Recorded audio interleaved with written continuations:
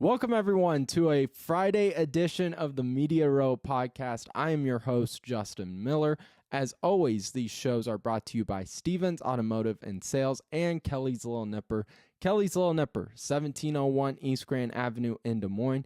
Great food, great drinks, and even better community over there at the historical Kelly's Little Nipper. When you go in, make sure to use that keyword in Woodley. Use the keyword Woodley, and your first drink is on the house.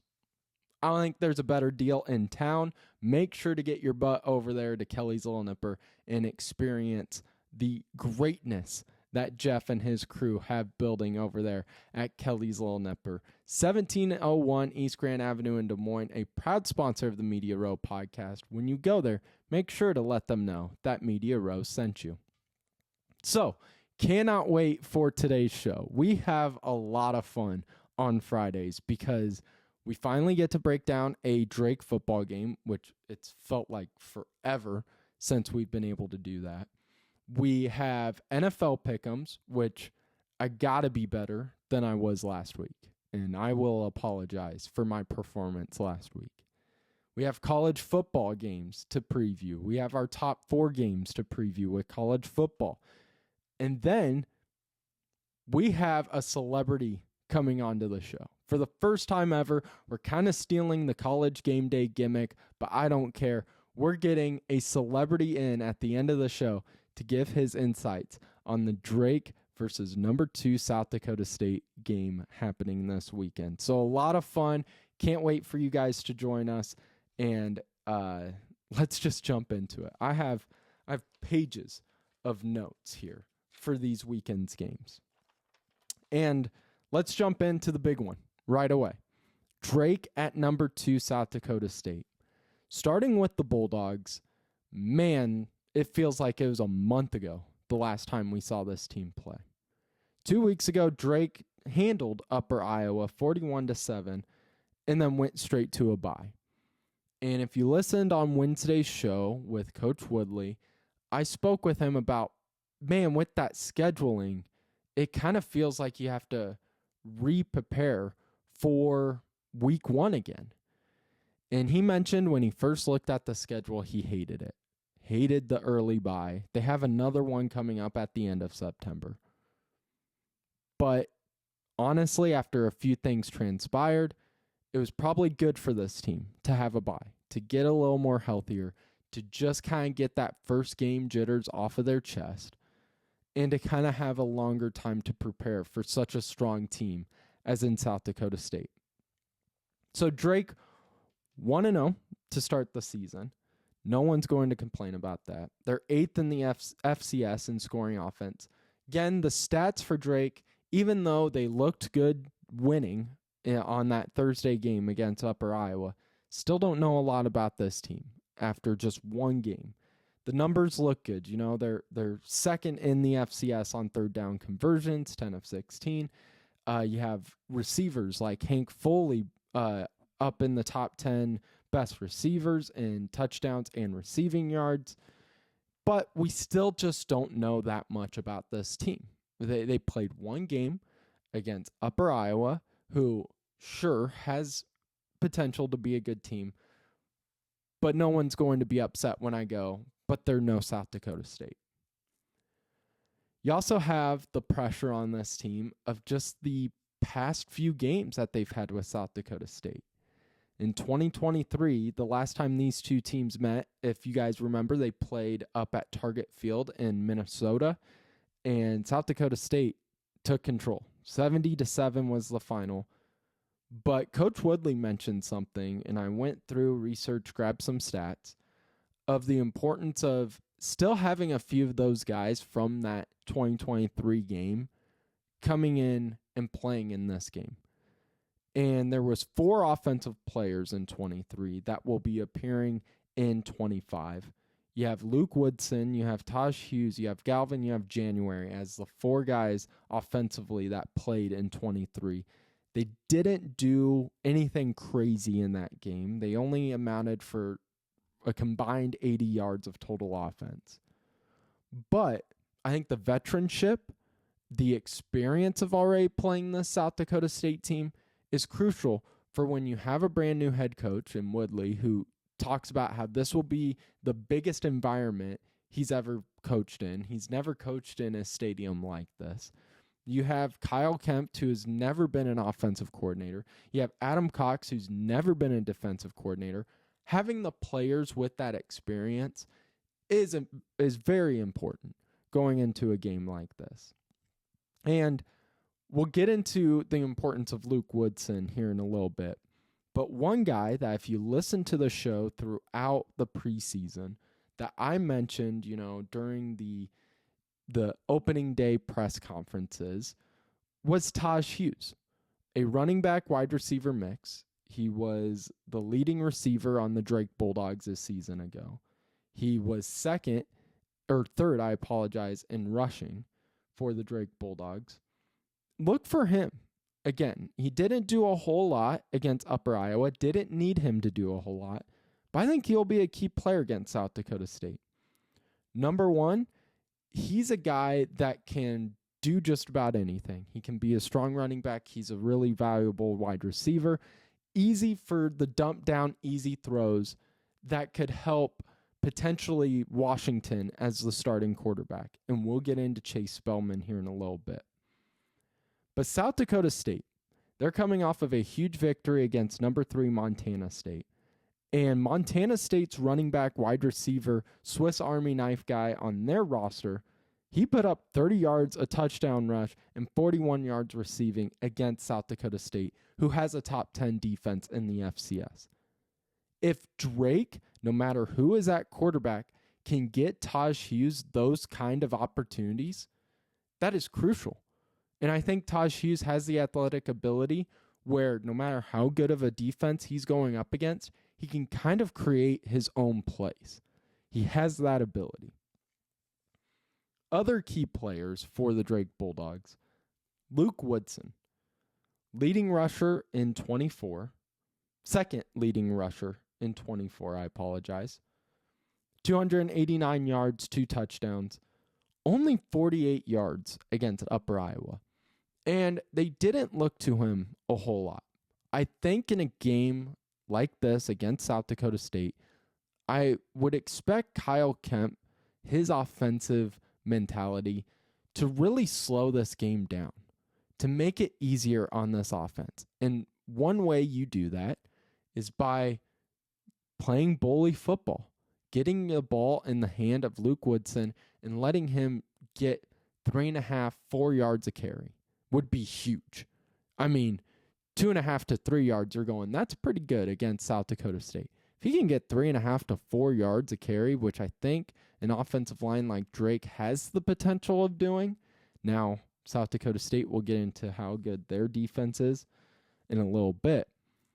But you do that, you slow the game down, you force South Dakota State, who has the potential to break out for big and quick play drives, scoring drives.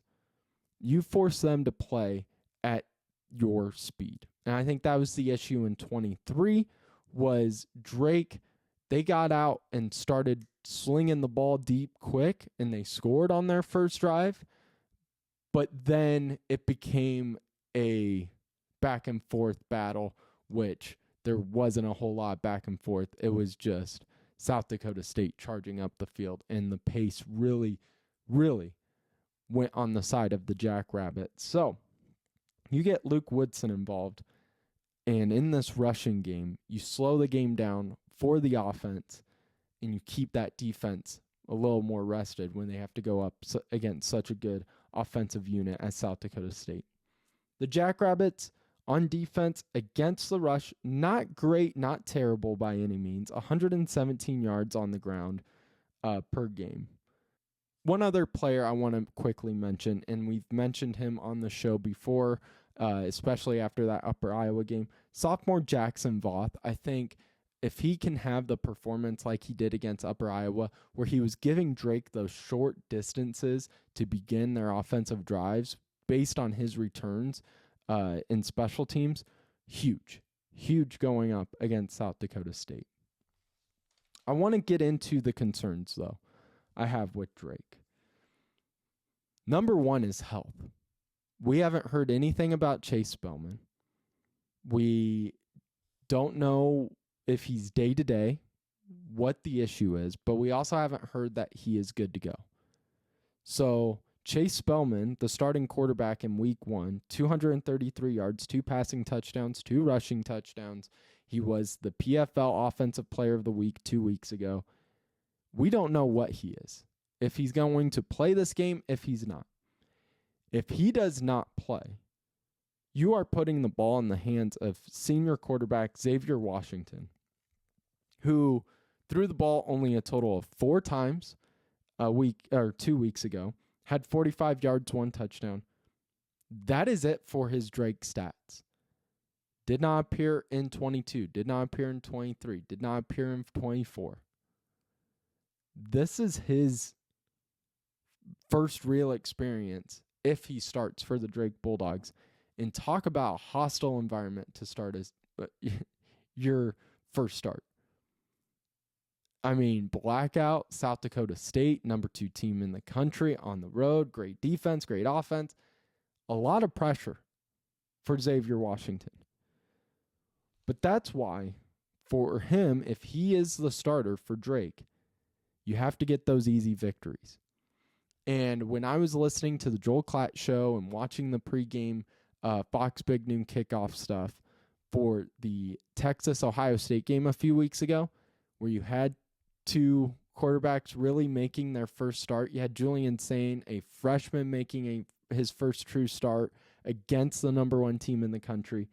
Urban Meyer said something that I think relates to Xavier Washington. And as a coach, you have to give your quarterback chewable goals, if that makes sense. Not saying, hey, we need you to go out there and win this game, or just don't make any mistakes. He's going to make mistakes. What you need to say is, get us 10 yards.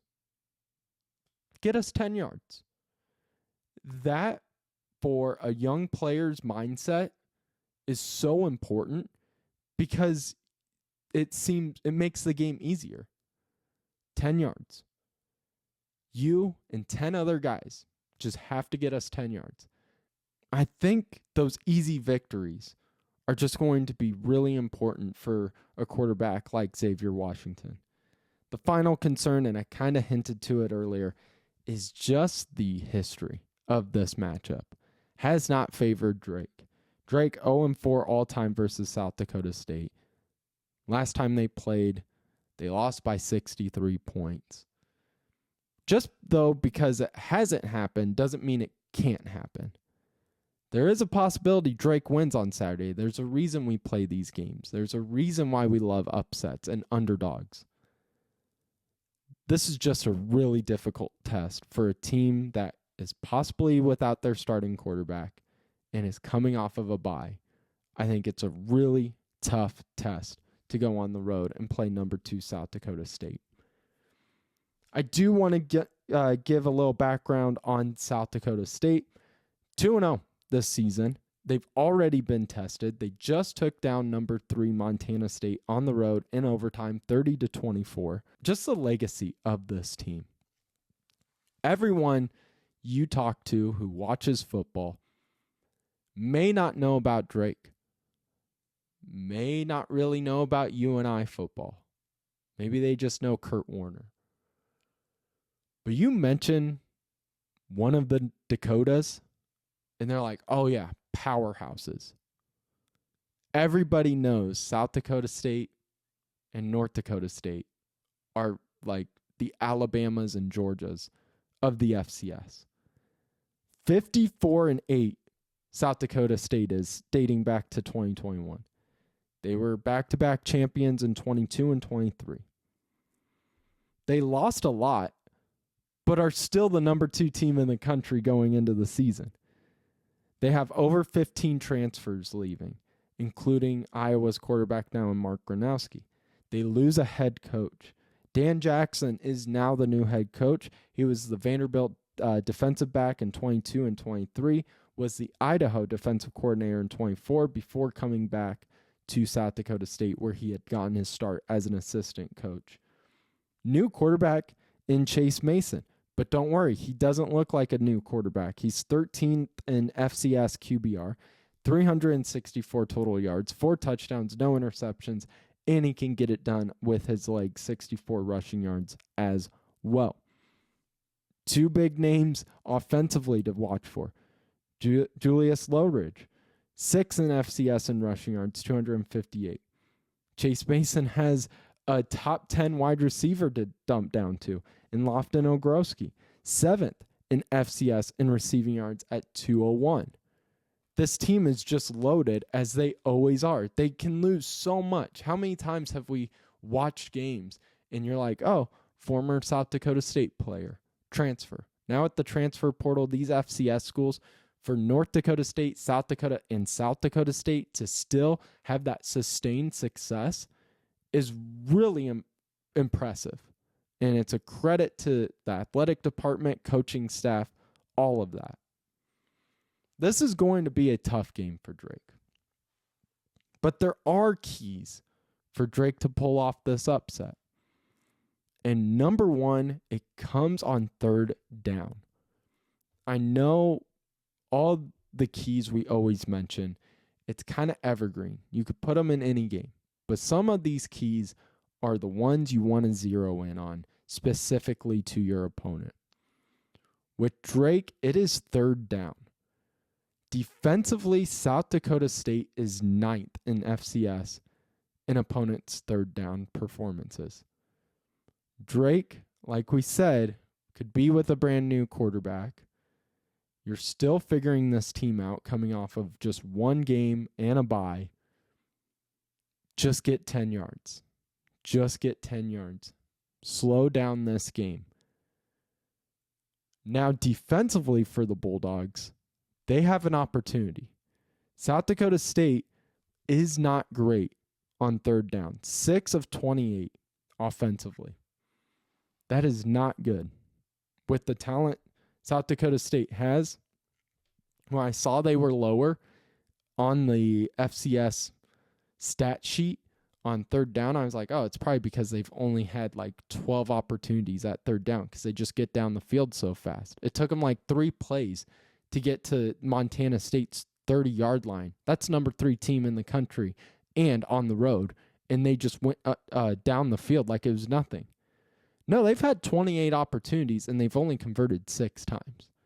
Drake's defense has got to get the offense back out on the field, and it starts with 3rd down. Last key, just a fun little stat here. I think 3rd down is the one you have to zero in on, but red zone. South Dakota State has not allowed a red zone passing touchdown this season. Drake, I don't think they're going to be pass heavy, especially if Chase Spellman is out, but just something to keep an eye on. Going to be a really fun game. Kicks off at 6 o'clock in South Dakota State. It's blackout, great atmosphere. Cannot wait to watch it. Make sure to follow us at Media Row Pod on Twitter, as we will be churning out stats and updates throughout the game.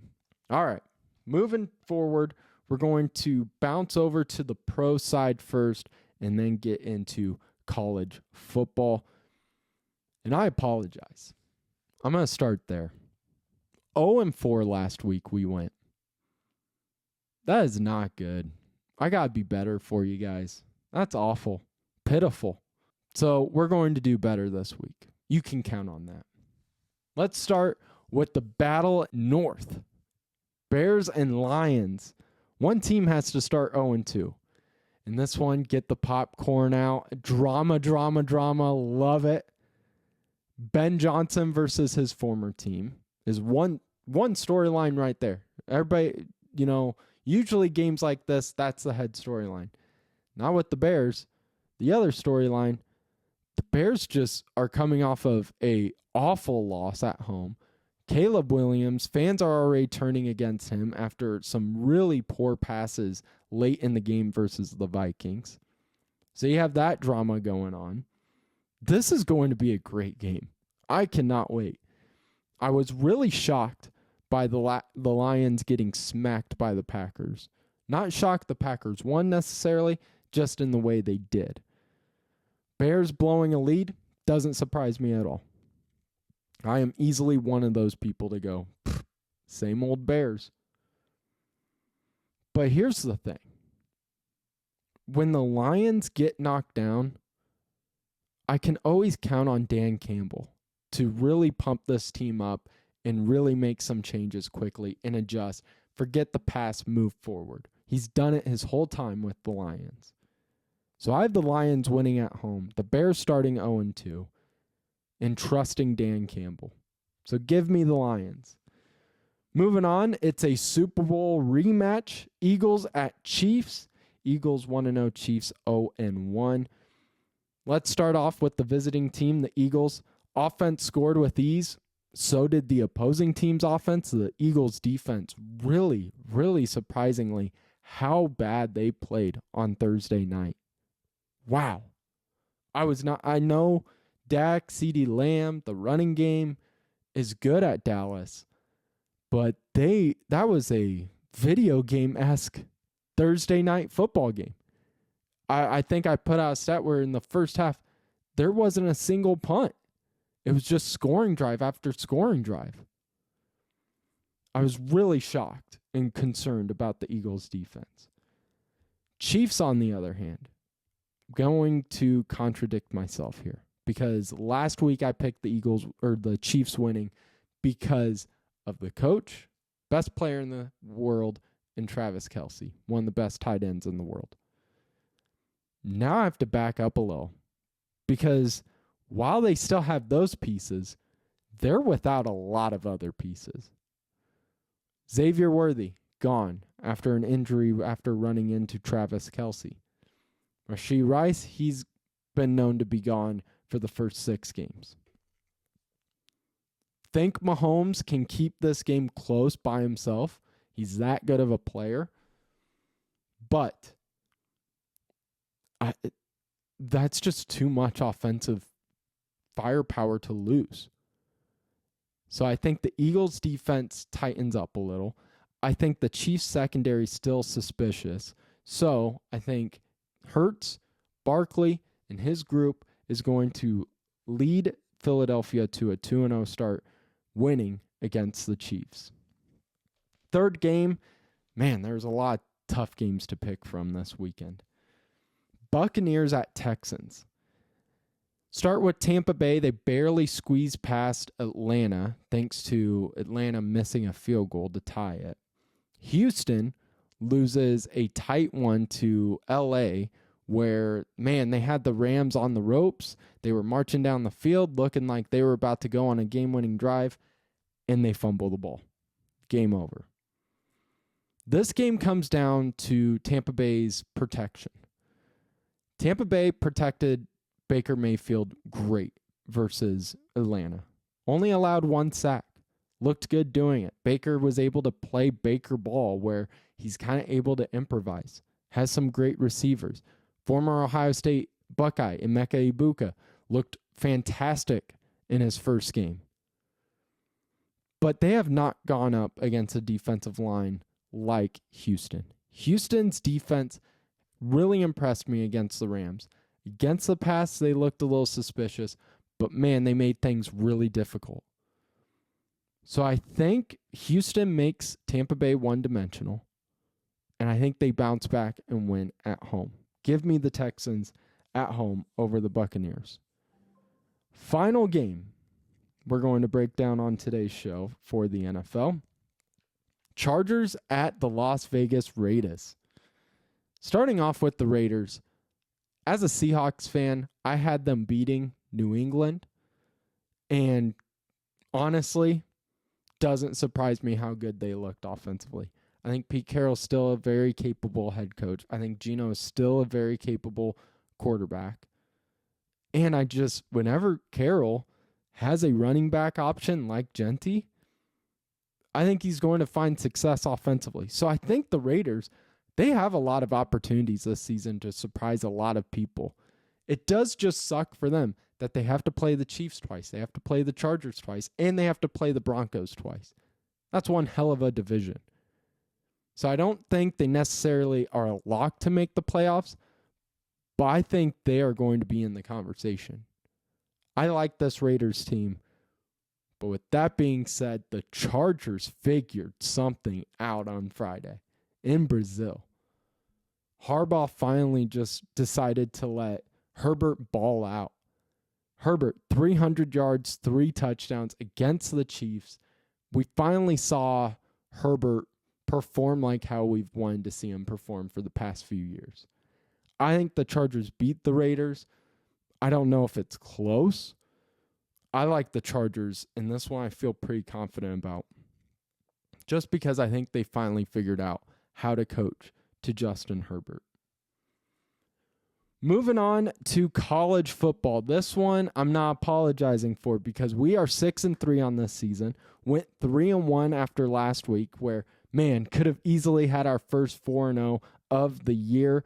But damn, Mississippi State got us on the last second heave. Let's start with the 2 local games.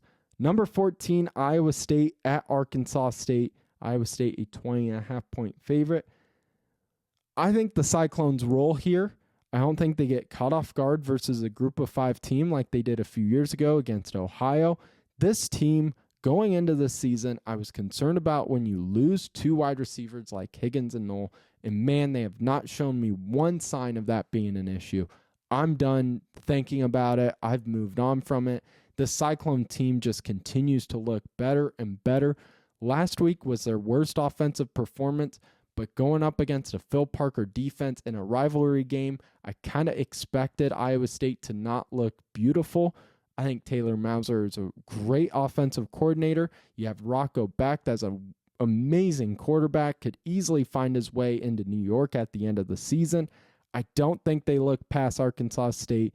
I am interested in it being their first road game, kind of a weird road game to play, but I like number 14 Iowa State winning against Arkansas State. 20.5 seems like a lot, but you know what? I thought it was against South Dakota. I'm not going to make that issue again, so give me Iowa State and give me the points too. Moving on now to a team that may be less fun to talk about. UMass at Iowa. I'm picking the Hawks because of 2 things. The defense is too good. Phil Parker has that defense rolling. They looked rough in the first quarter against Iowa State, but then you know what? They only allowed 1 touchdown against a top 20 team on the road who had looked virtually unstoppable offensively in the first 2 games. Defense makes adjustments. They always improve throughout the season. And number 2, it's at Kinnick. At night, crowd is always going to be loud no matter how many issues they have throughout the week. This team at this environment, too good, no matter how bad the offense is. With the offense being as bad as it is, though, 35.5. Holy cow. That's a lot of points. I like UMass to cover. I don't know much about UMass, but I know Mark Gronowski had just broken a Big Ten record for the least amount of passing yards and doesn't look great. The wide receiver court is migraine-inducing when you're watching them. Gill's dropping easy slant passes when Gronowski finally hits him.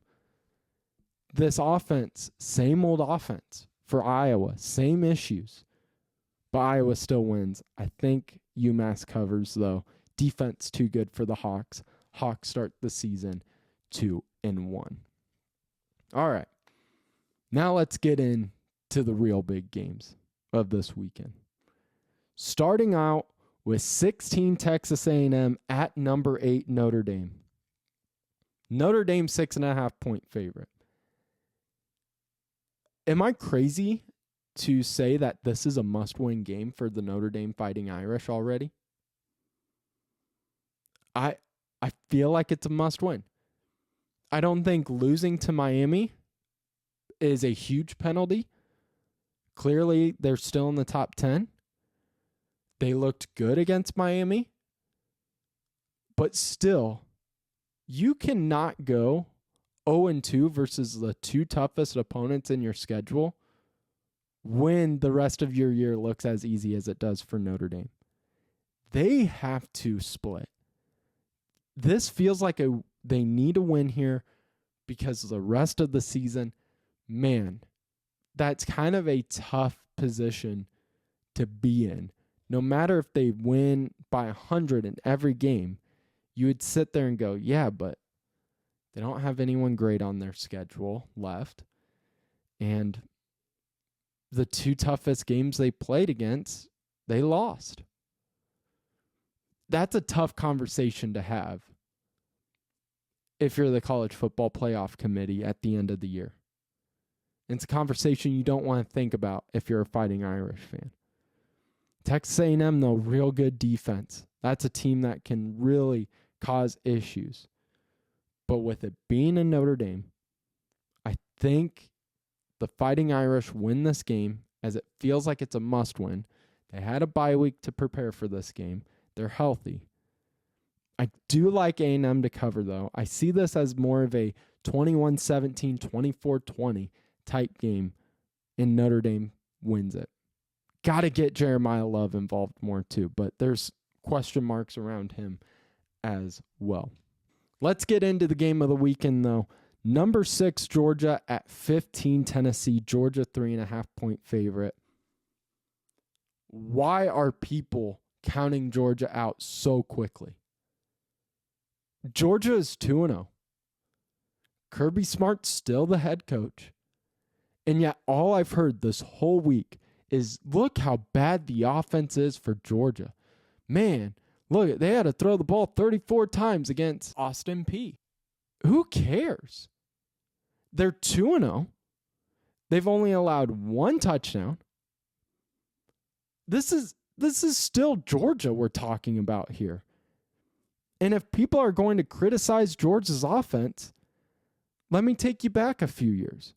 So this season, Georgia through 2 games, 909 total yards of offense. In 2021, Georgia had 795 yards of total offense going into week 3. No one complained then. That Georgia team went on to win one of 2 national titles. Georgia's going to be just fine. This is going to be a really physical game, as it always is. Tennessee's going to try to establish the run early. Tennessee, though, the history of this game does not favor them. Georgia has won all 8 of the last 8 matchups. This is going to be a run-type game because both teams are going to want to get physical. But man, I trust Kirby Smart, and I lean more into him when he's the underdog in moments like these because he's proven time and time again. His teams don't regress, they progress. They adapt. They get better as the season goes. So continue to count Georgia out. I'm not. Give me Kirby Smart in Georgia winning against Tennessee, and I like them winning by a touchdown. All right, so for the first time ever on this show, we are doing a celebrity guest pick'ems with this weekend's game, and my guest today is someone who, for the past 6 years with South Dakota State, had a 129-60 overall record, 76-20 in the Summit League, never finishing outside of 3rd in his conference, 2 conference tournament titles, 2 NCAA tournament appearances. Now he is the 31st head coach of the Drake men's basketball team. Coach Henderson, I wish I had pyrotechnics going off right now or anything for you. Did I miss anything there? Oh, man, I know this. I had a lot of fun along the way, too. I had some great players, and obviously you enjoyed the wins and celebrations and stuff like that. But what I remember the most is the people and the young people that I got to interact with every day on our team. It was pretty special. So I wanted to get you on the show today because Drake is taking on number 2 South Dakota State this weekend in football. So I wanted to do a little college game day-esque celebrity guest pick'ems. Who do you have winning this weekend, Drake or South Dakota State? Putting you on the spot. Come on, right to it, huh, Justin? That's a bad deal. Yeah, it's a I'll say this, it's a great atmosphere. The program and what Coach Stiegelmeier, and now Coach Jackson and have done, and Jimmy and his time there, they've got that thing rolling up at South Dakota State, and they got great fans, they got great support for that football program, and it's going to be a tough environment for those Bulldogs, but it's sure fun watching Joey and his crew do what they do with our team here at Drake now too. I was at the first home game, and to be able to watch him in action and see what he's putting together is pretty fun. But I don't know if I'm going to pick a winner, but I know it's going to be pretty hard to win up there. I can promise you that. So it's a blackout at South Dakota State this weekend. What can you tell fans who are traveling to the game to support Drake what they can expect? Because, yeah, I've heard from a lot of people that South Dakota State, yeah, they sure may be in the Missouri Valley Football Conference, but these atmospheres, they do not feel like a lower conference. Yeah, I mean they get great following. My guess is it's if it's not sold out, it's going to be close to being sold out. And I think it's their marketing department. I think it's the Beef Bowl, and so that's always a big event up there. And so there are going to be a lot of screaming jackrabbits, and it's going to get loud in there. But that's what it's all about as a competitor, and even as an opposing fan, if you go up there, you love to see environments like that. So I wanted to also get you on because, man, we're gonna blink and basketball season's going to be here. We're already seeing the Des Moines hometown teams, Hoops Fest, getting promoted. Just what have your first few months here as the Drake men's basketball head coach been like? Well, a couple things really stand out. First and foremost, I mean, our team, I love our group of young men. They're really buying into, and I don't want to say culture or anything like that because, what has been established here by Coach DeVries and even Coach McCollum in the short term, this program's foundation is certainly on solid ground, right? And the energy, the enthusiasm, the excitement that they helped create, and the administration with Brian and Dr. Martin is incredible. And so I've certainly noticed that and feel that excitement and energy, and I'm just excited to be a part of it. And then our guys is just being around them every day um, is been really special. We got a great group of young men that really work together. They play really hard. I think we've got some versatility, and it's important that we stay healthy and continue to grow. What can fans expect this winter?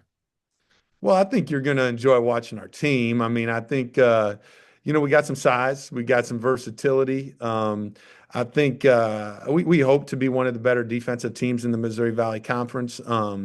We want to be a very good rebounding team. I think that's really what at the end of the day you have to be solid at to win championships, and that's been proven in not only in our league but in many leagues. And so that's high on our priority list. So hopefully we can accomplish that. And then offensively, I think obviously what they did last year and the role Bennett had was so special, right? And I think Oh, yeah. with our team this year, you'll notice that there's probably a lot more balance. We have multiple playmakers on our team for multiple positions, and so I don't think it's just going to be in one guy's hand as much. Probably playing a little faster. The tempo will be a little bit different, but we'll continue to evaluate that and make sure our guys are in a position to be successful. Well, Coach, thank you so much for doing this for me. Just wanted to have some fun here as we get ready for the football weekend, and really excited to get back into the Knapp Center and start covering your basketball team. So I really appreciate it. You're the man, Justin. I appreciate you and all the interest in our program, and I can't wait. Obviously, it's an exciting time for all of Drake athletics and the fall sports. But like you said, you're going to blink, and basketball's here, and we're certainly excited to showcase our team as well. Huge thanks to Coach Henderson for coming on the show and having some fun with us. Thank you to Coach Woodley as well on Wednesday for hopping on with us, and good luck to him and his squad this weekend. Before we wrap up, need to give a shout out to Stevens Automotive and Sales, proud sponsor of the Media Row podcast, over there at 5320 Northwest Beaver Drive in Johnston, Iowa. 35 years of family owned and operated here in this state.